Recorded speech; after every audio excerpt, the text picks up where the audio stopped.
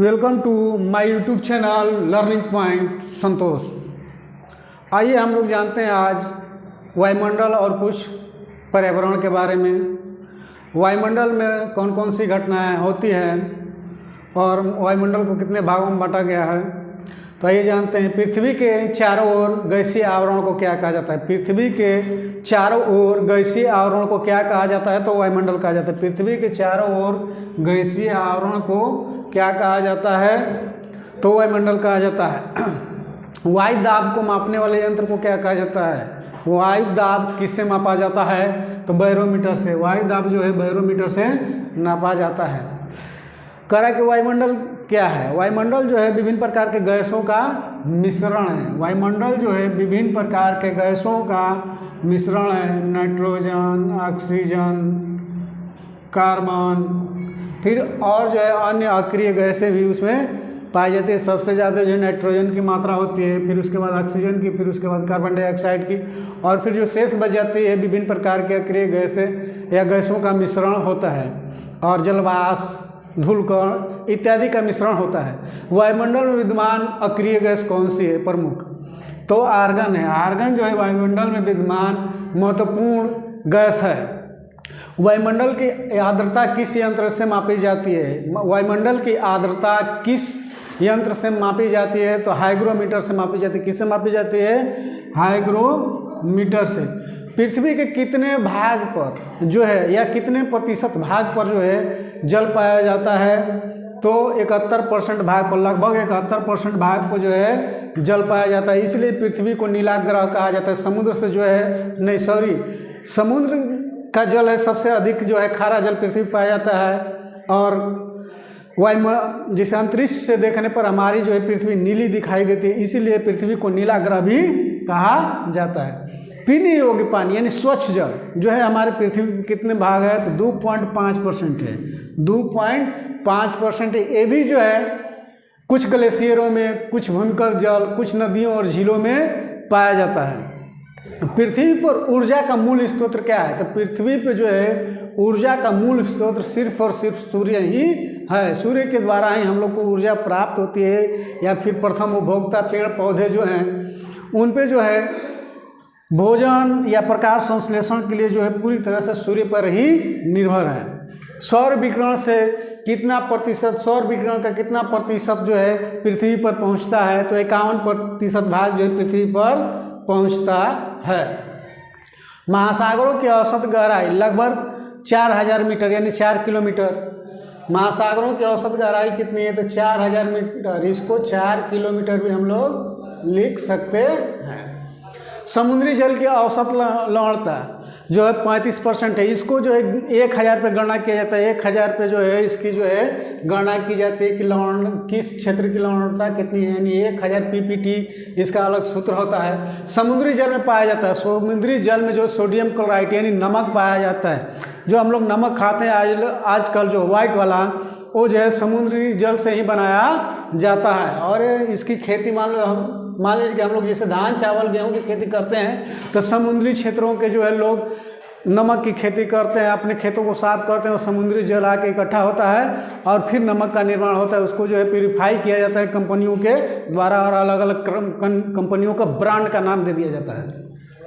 सर्वाधिक लवणता कहाँ है, तो तुर्की के वान झील की सबसे अधिक लवणता जो है तुर्की के वान की झील की, जिसकी लवणता 330% है।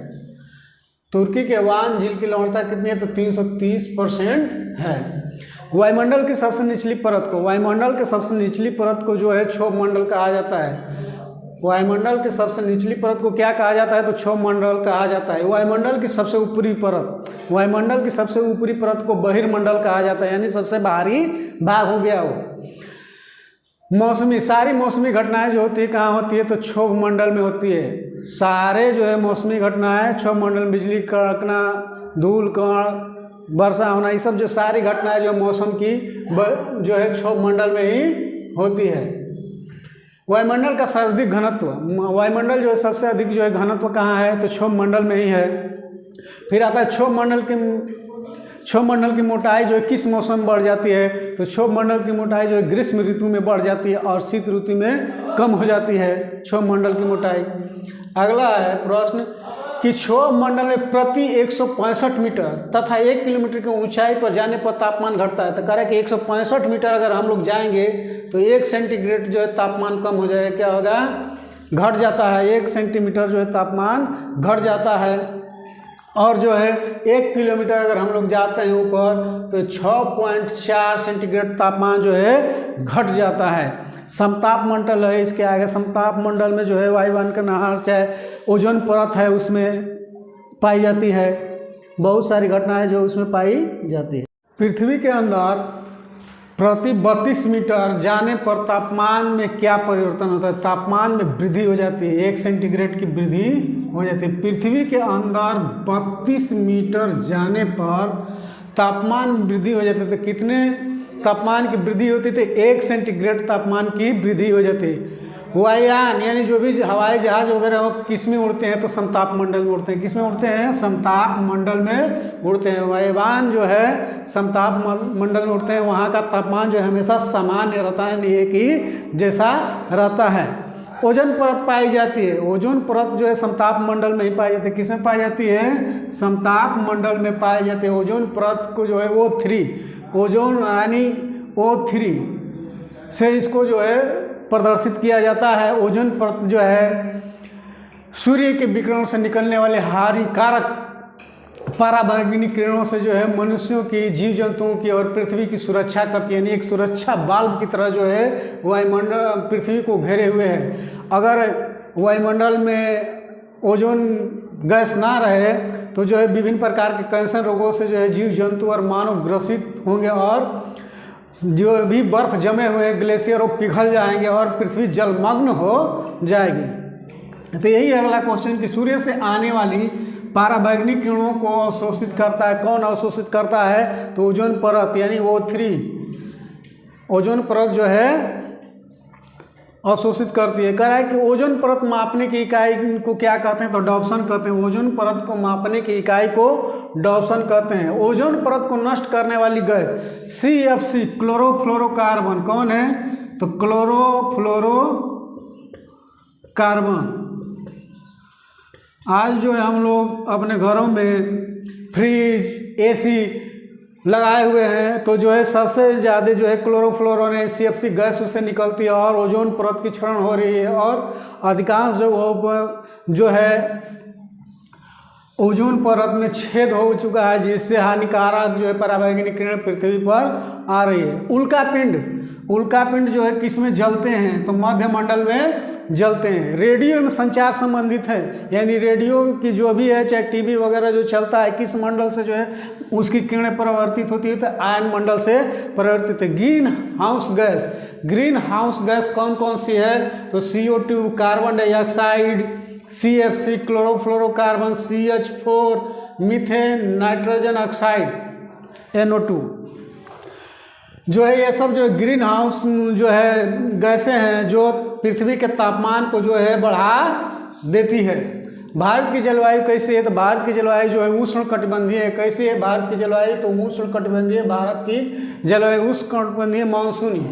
संवहनीय वर्षा होती है। संवहनीय वर्षा जो होती है विषुवतीय क्षेत्रों में होती है। संवहनीय वर्षा विषुवतीय क्षेत्रों में होती है। अधिकतम वर्षा होती है विषुवतीय क्षेत्रों में ही सबसे अधिक होती है, जहाँ पे बड़े बड़े घने जंगल पाए जाते हैं और विभिन्न प्रकार के जीव जंतुओं की प्रजातियाँ जो है विषुवतीय क्षेत्रों में पाई जाती है, जैसे में अफ्रीकी क्षेत्र हैं। न्यूनतम वर्षा होती है ध्रुवीय प्रदेशों में, यानी बर्फ वाले क्षेत्रों में जो है सबसे कम न्यूनतम वर्षा होती है। पछुआ हवाओं के कारण होती है चक्रवाती वर्षा। पछुआ पवनों के कारण जो होती है चक्रवाती वर्षा होती है।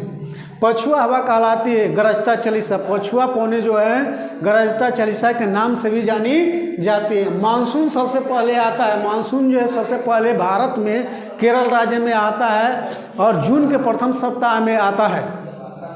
भारत में अधिकतम वर्षा होती है किस मानसून से? भारत में अधिकतम वर्षा होती है दक्षिण पश्चिम मानसून से। जो है दक्षिण पश्चिम मानसून के चलते तो जो है भारत में सबसे अधिक वर्षा होती है। तमिलनाडु तटों पर वर्षा होती है। तमिलनाडु तटों पर जो उत्तर पूर्वी मानसून से होती है, यानी कि जाड़े के दिनों में वहाँ वर्षा होती है। लौटती हुई जो है उसको मानसून कहते हैं, यानी कि लौटते हुए मानसून से जो तमिलनाडु के तटों पर वर्षा होती है, जिसको कोरोमंडल तट भी कहा जाता है।